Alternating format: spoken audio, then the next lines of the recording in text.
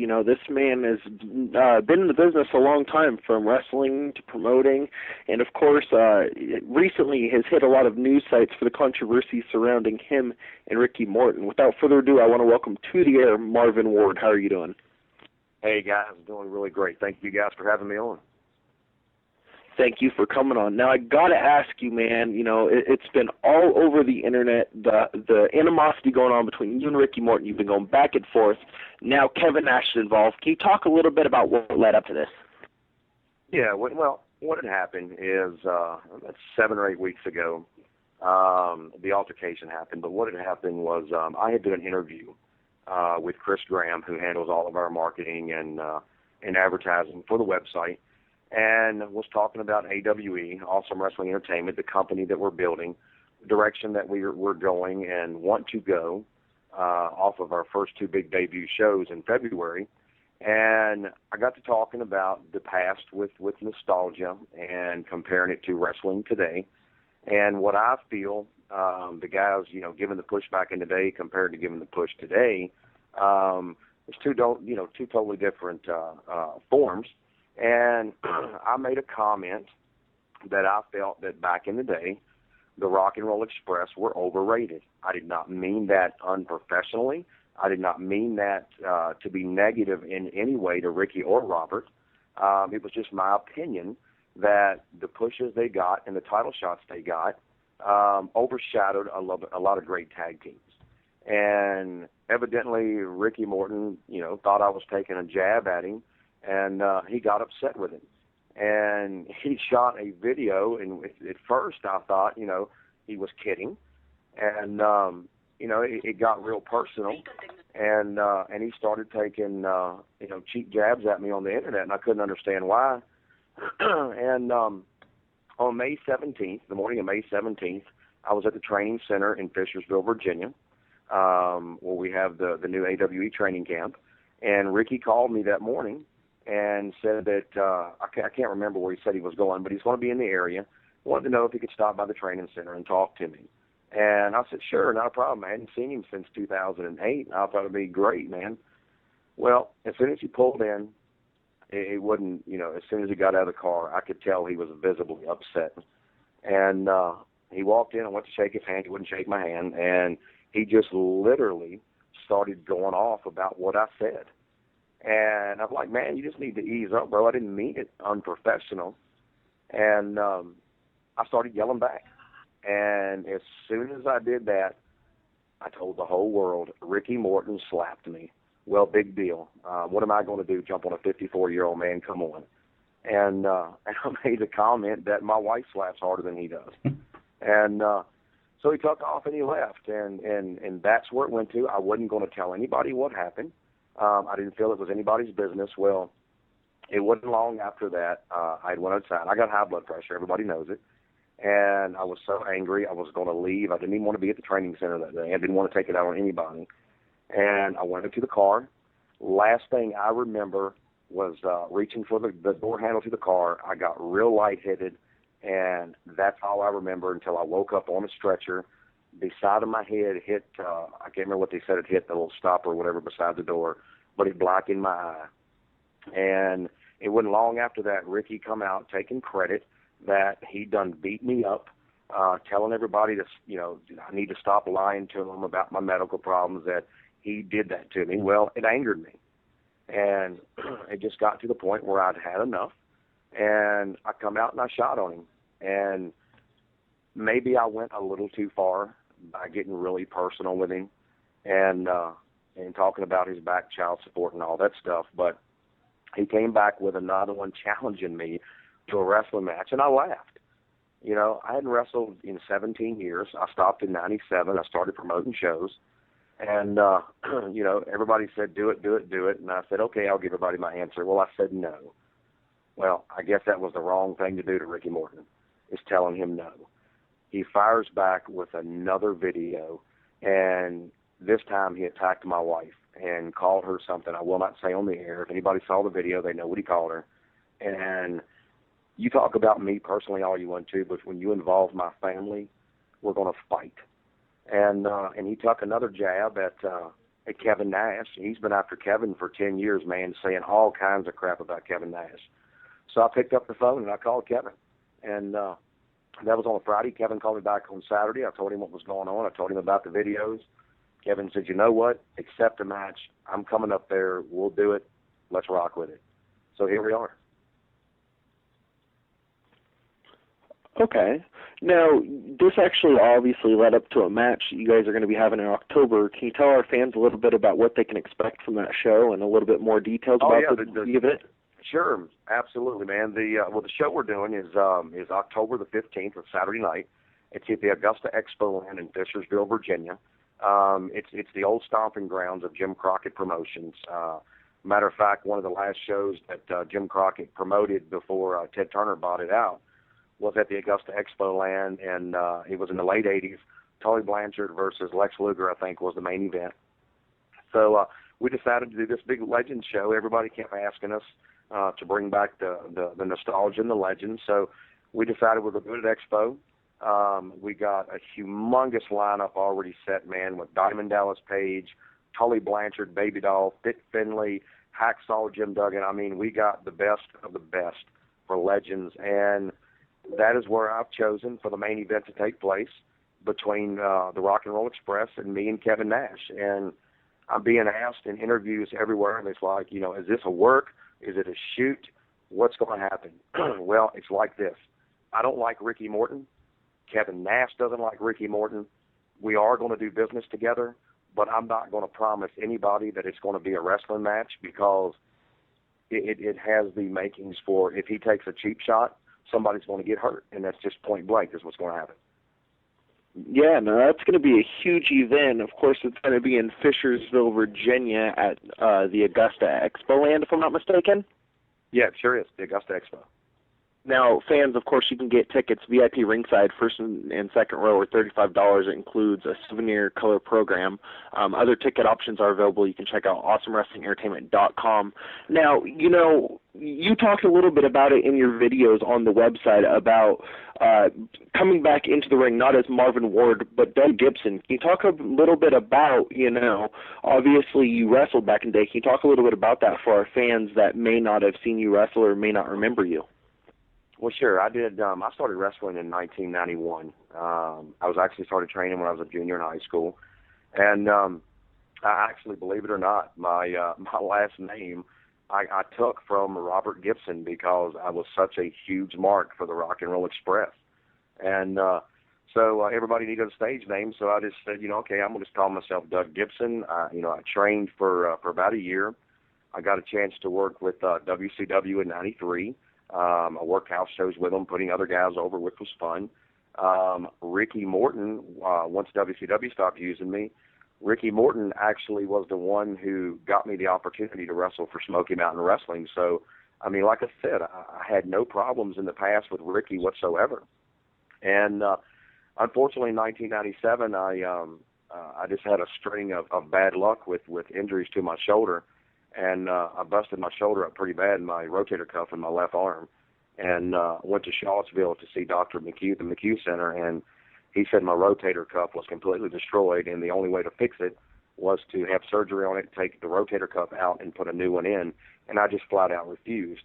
So I hung up the boots and started promoting in 1997, and had just been working hard for this dream, man. We've been up and down. I've had two big runs at it and couldn't make anything happen in the past. And finally in 2008, I met a gentleman out in California and wanted to know if I was interested in starting a wrestling company to really make some noise out there to compete, not necessarily with WWE, but to give some competition to TNA and really make a run at it. And of course I said yes, and we've been working hard for 2.5 years laying the foundation for AWE and Awesome Wrestling Entertainment. And in February we had our first two shows and made some big noise, and we're off and running, man. It's been incredible, but I never thought in my wildest dreams that I would ever step back into the ring with a pair of wrestling boots on, not only to wrestle, but possibly fight for my life. And like I said, it's not for me personally, but I'm standing up for my wife and my family. And So one night only in Fishersville, October 15th. I'm setting my Marvin Ward aside, and I'm getting back in character as Doug Gibson, and I'm gonna be ready to fight, and whatever happens is gonna happen. Yeah, there's a lot of great things going on around AWE. We'll talk a little bit more about that in a moment. But can you talk a little bit about your prior work with the Hebners, with Ward Hebner Entertainment? Sure. I mean, me and Dave are still great friends, man. And Dave is working with me and helping me, just get the best of the best, out of AWE. And actually, I owe credit to Dave Hebner for all of this, because it was Dave Hebner that actually introduced me to the gentleman out in California. And but Dave's a great guy. Dave's had a string of hard times, and since he's been let go from WWE years ago, everybody knows that situation. And Dave's a very smart man. And like I said, I credit Dave for everything. He's got a great mind for this business, and I'm telling everybody to watch out, man, because AWE, we're on a roll, and it's all uphill, and we're gonna make our mark in this wrestling business. That I promise. Yeah, they're definitely great guys. I live about 10 miles from them, and I've run into them just around town dozens of times over the years. Dave, I'll tell you what, you won't meet any nicer guy than Dave, man. And Earl's a good guy too. I don't have that close a relationship with Earl. Of course, Earl's in TNA, and but when Dave said he wanted to do this, and he hooked me up with this guy, and he said this is something we can make happen.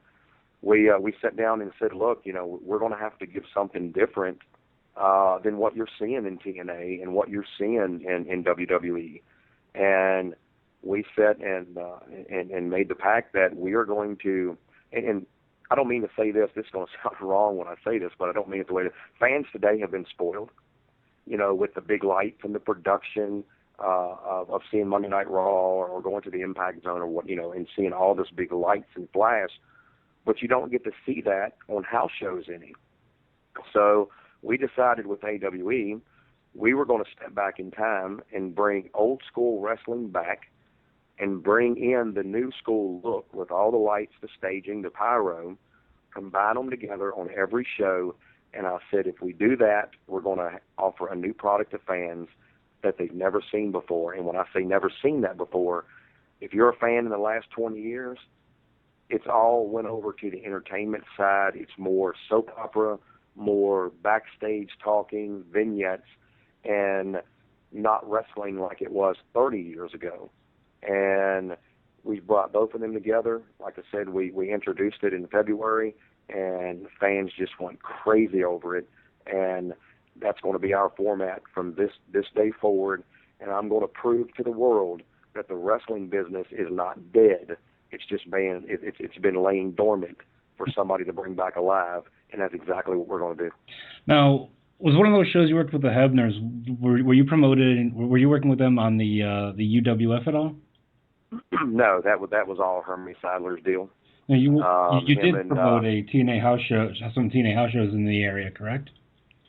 No, I didn't. No, they. I'll tell you the story behind that one. I did everything under Ward Family Promotions and TNT Wrestling back in 2006. TNA brought me. There is no love lost between myself and Dixie Carter and Jeff Jarrett. Mm-hmm. They brought me down to Nashville in 2006. Wanted to talk to me about doing some TNA branded house shows. And I drove down there, sat in a meeting with Andy Barton and some other guy, and it was just really a big waste of time. What my ideas and my concepts to drawing big crowds, they didn't want to hear, and which is their business, is their company. I mean, they had the right to, say whatever they want to, but, I plain out told them that their format's not going to work. And I don't guess they took that too kindly, and from this day forward, they've not cared about me one bit, and nothing personal to them, but the feeling's mutual. But Hermie Seidler and the Hebners took that and ran with it, and not hiding anything, it turned out to be a big debacle, and that ended, and I just stuck with doing what I was doing, and said that one of these days we'll get it off the ground, and here we are. So one of the main criticisms that comes up with Dixie Carter is that she's business, she's not wrestling. Did you find that to be true? Well, yeah, it is. I mean, Dixie, talking to her the one time that I talked to her, she's a sweet girl. She really is, or a woman, whatever. But she, in my opinion, and this is just my opinion, so here we go again. She doesn't have the knowledge to run a wrestling company. That's my opinion. She's got too many hands in the fire, and she listens to a lot of people that maybe she shouldn't listen to. But that again, it is her business, her priority. But there would be a lot of things different I would have done with TNA to draw house shows. I mean, their numbers are horrible, man. I mean, they're on the road. This is a nationally branded company on the road, drawing 300 to 700 people to 1,000 people at a house show. I mean, to me, that's embarrassing, man. If I go out and draw anything under 1,000 people, nobody wants to be around me. And you can ask anybody in my dressing room. I just think under 1,000 people is just horrific to run a house show. Our numbers have always stayed steady from 1,100 all the way up to 2,000 on everything we've ever run. And that's because we get out there and we bust our rear end 6 weeks before every show. We cover every marketing angle we can possibly cover. And that's what you have to do to draw a crowd. I tell everybody it's like this. If Jesus Christ was going to be at the Baptist church on Sunday morning, if people know about it, everybody's going to come out. But if nobody knows it, who's going to show up? Right. And that's just... I'm sorry. I'm sorry, go ahead. No, go ahead. I'm sorry. But, I mean, the whole thing about it is marketing. And in my opinion, they don't do that. I mean, their house shows speak for themselves. Their product's great. Their house shows, I mean, I attended, we got a show coming up in Woodstock, Virginia on September 17th. Well, TNA's at the fair in the same town 2 weeks before that. I went up there last year to the show they had, and their house show, I ain't taking nothing away from them. Their house shows are incredible. But it just doesn't, it doesn't bleed over into TV the way it should. And, of course, they don't market it the way they should. So, I mean, unfortunately, people don't get to see their product and what they have to offer. Yeah, I went to a house show there here in Richmond a few months ago, and it was at a theater. And I left the show a little early, probably about intermission. And I left, and there was parking spots in front of the building. Not parking lots, but literally a spot in front of the building. That's how few people were there. Can I tell you a story about that? I got to boast here a little bit. That was on February 26th at the Landmark Theater in Richmond. Right. They ran against us. We were 60 miles down the road from them in a high school gym at the Fluvanna County High School in Palmyra, Virginia. Now, they're in Richmond, inside the Metro City, Richmond, at the Landmark Theater. We're out in the middle of a field, okay, literally, at a high school in the middle of a field. We outdrew them 4-1 that night, literally. And I'm not, I mean, I am boasting a little bit because I'm proud of it, but that, again, goes to show. And they had a loaded deck, man. They had everybody you could think of on that show. We had Carlito, we had Jimmy Wang Yang, and Tracy Brooks, and the Short Sleeve Sampson, and the AWE guys. Which, if you look at our roster, I pull a majority of our roster from OBW over in Louisville, Kentucky, because that's some of the greatest talent going today. And we promoted the heck out of it, and literally 60 miles apart on the same day, we outdrew TNA 4-1. That I'm proud of. Yeah, and that was a stacked show, but like some of them you didn't even know were there. Like Mick Foley was at that show, and it wasn't advertised. Oh yeah. The other thing about that is that was you said, a Landmark Theater.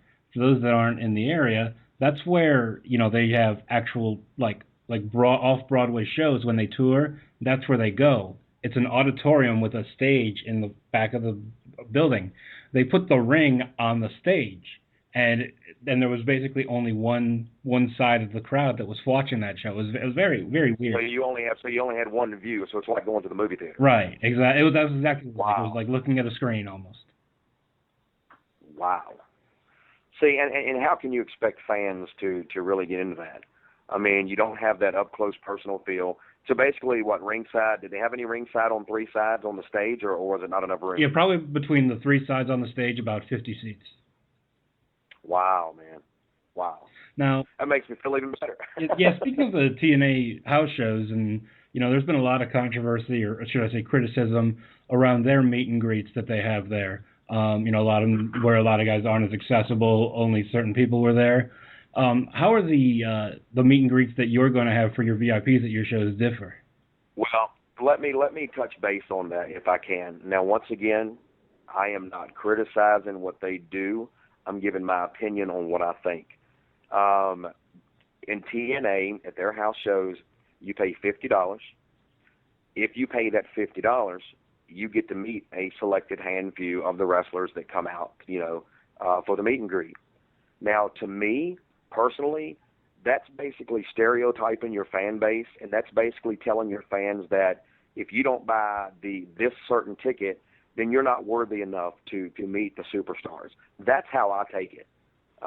Because you got people out there that maybe can only spend $15 because they want to bring their husband and their kids to see it, and that's all they can afford in today's economy.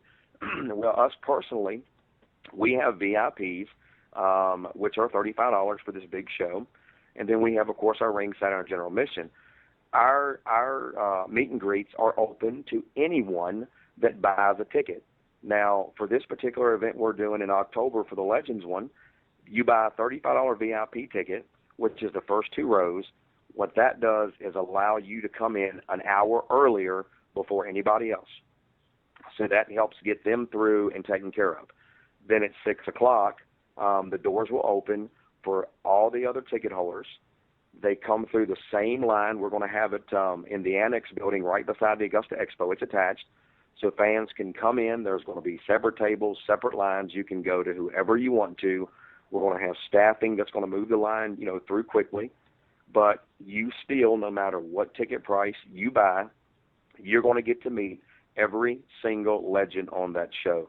To me, that's how you give back to the fans, and that's how you tell the fans you appreciate them spending their hard-earned money to come out and help your company out. That's just my opinion. Now, you brought up the TNA thing. Actually, I've got a funny story about that. They were just here in Salem. They were just here in Salem, Oregon, in March, and my friend bought a bunch of tickets for all of us to go. And we went and we sat in like the 3rd row. And obviously, you get like the 3rd or the 1st through like the 4th row if you buy the $50 ticket. Well, they said there was going to be this. They said there was going to be this special meet and greet. Well, before doors opened, Don West came outside and told everybody that they were going to send out stars throughout the night for everybody to meet. It didn't matter if you bought the ticket. And then a couple minutes later, he goes on to tell everyone that for $200, if you buy I think it was like 200 or 100, whatever, but either way, you buy the Jeff Hardy limited edition NASCAR, and you get to go backstage, and they'll let you meet the bigger stars. And pretty much so, everybody who bought the $50 ticket bought a $50 ticket and didn't get any bonuses. And what's even worse is the fact that even if you bought the $50 ticket, when they brought stars out to do autograph sessions, they wouldn't sign unless you bought that $100 ticket to get in line. Yeah, see, and to me, I've heard that. I saw that. I actually witnessed that myself up in Woodstock last year. They had this guitar out there, and I think it was $150. And John West was telling these people that, it was only a certain few that came out and signed autographs: Earl, Brian Hebner, and then some of the mid-card guys.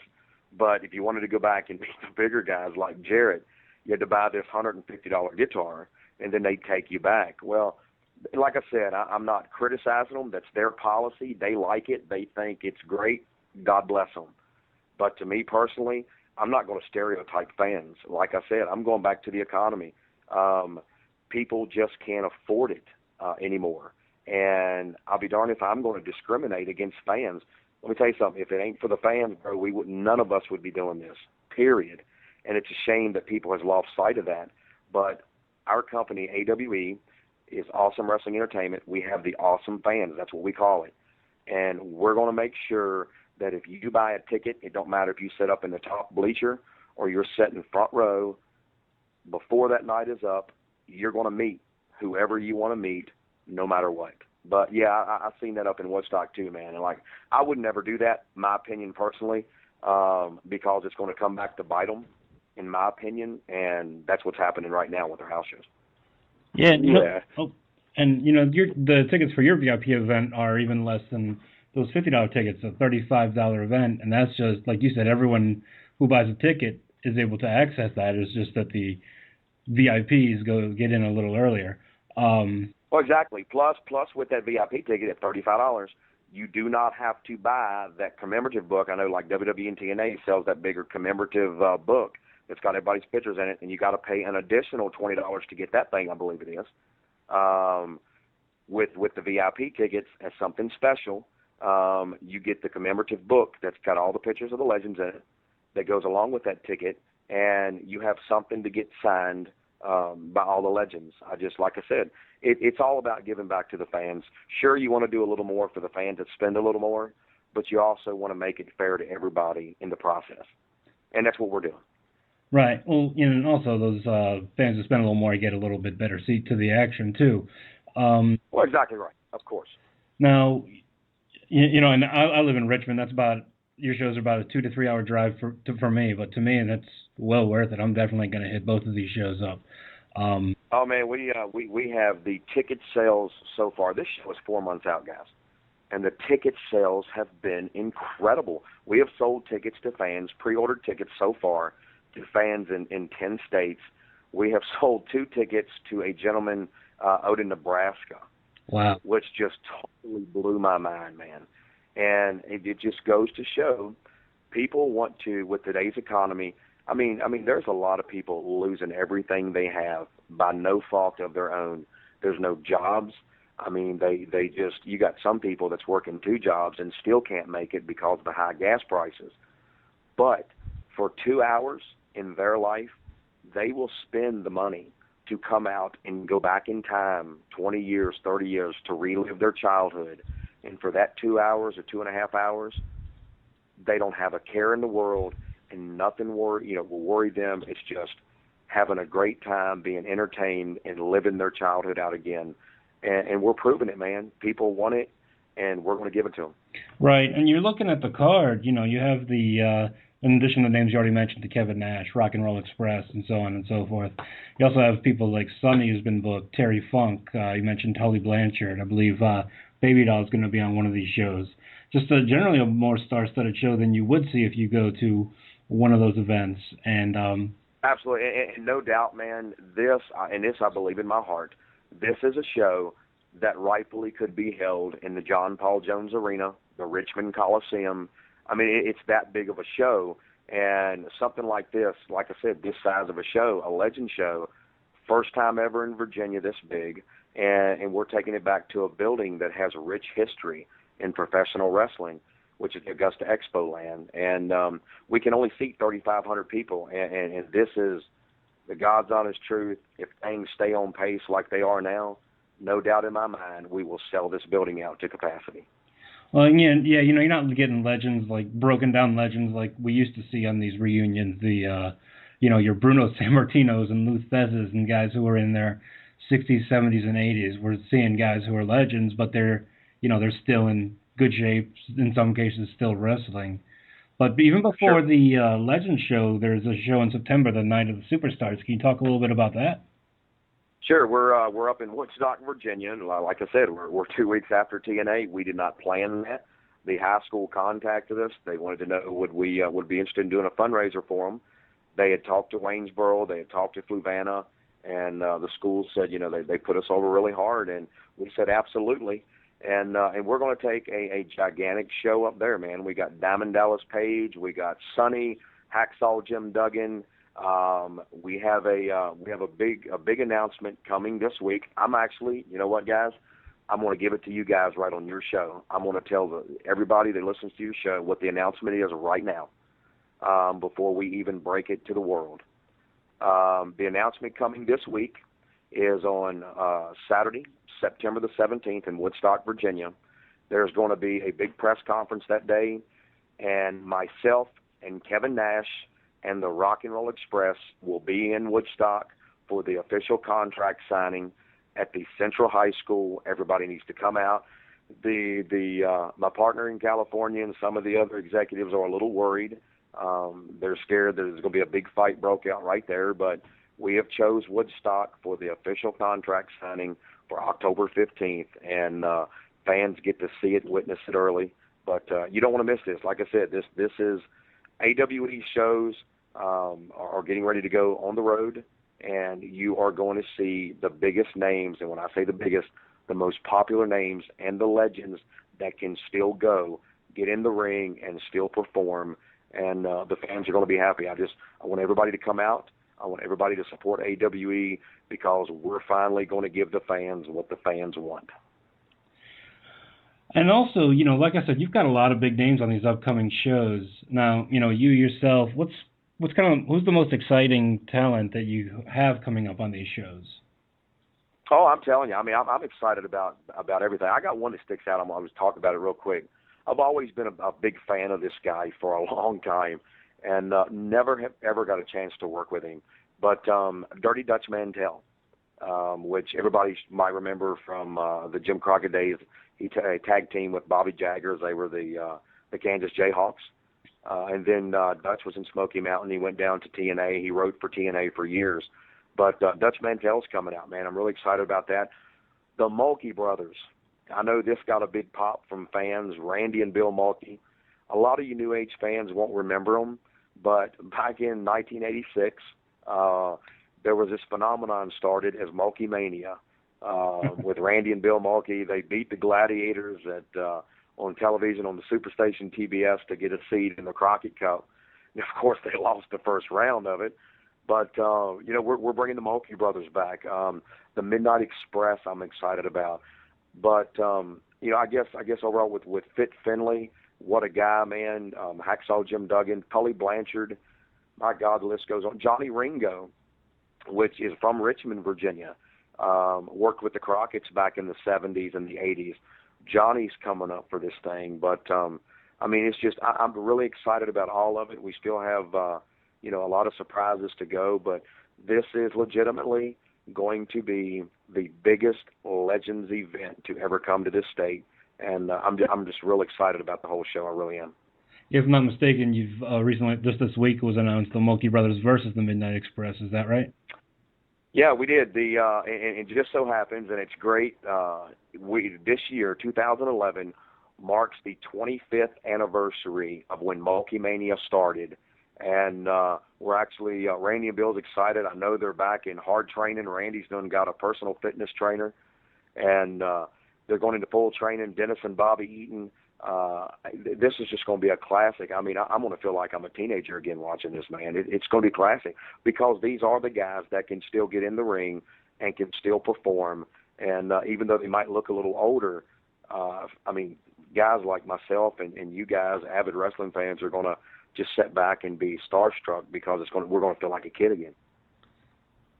Right, yeah, exactly. I mean, you've seen a lot of these guys, like you said, it takes you back to your teenage years, and you know, just a lot of these names. You know, just a quick little story about Ricky Morton is we tried to get him on a few months ago. We did a tribute show for the close of WCW, the anniversary. Sure. He wouldn't come on to talk about WCW. Man, I really do not know what's wrong with this guy, man. I really don't. Like I said,